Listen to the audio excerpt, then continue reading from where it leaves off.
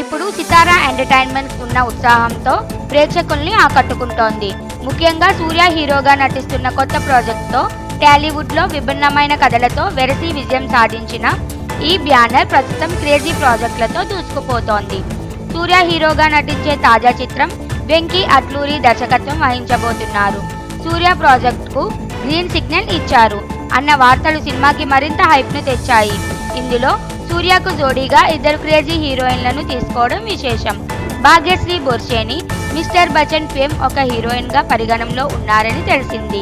ఇంకా కాయదు లోహర్ డ్రాగన్ ఫేమ్ను కూడా ఒక హీరోయిన్గా పరిగణిస్తున్నారు. కానీ సితారా వంశీ సంయుక్త మీనన్ను ఫైనల్ చేయాలని ఆలోచిస్తున్నారట. ఇది ఓ ప్రత్యేకమైన సెంటిమెంట్ను కూడా చూపిస్తోంది. సంయుక్త ఇప్పటికే 2 సితారా చిత్రాల్లో నటించింది, భీమ్లా నాయక్ మరియు స్టార్. వీటిలో ఆమె నటనకు మంచి ప్రశంసలు లభించాయి. సితారా ఎంటర్టైన్మెంట్స్ నుండి ఒకే హీరోయిన్తో 3 సినిమాలు రూపొందించడం టాలీవుడ్లో అరుదైన విషయం. ఇది బ్యానర్కు ఒక ప్రత్యేకత కూడా కలిగిస్తోంది.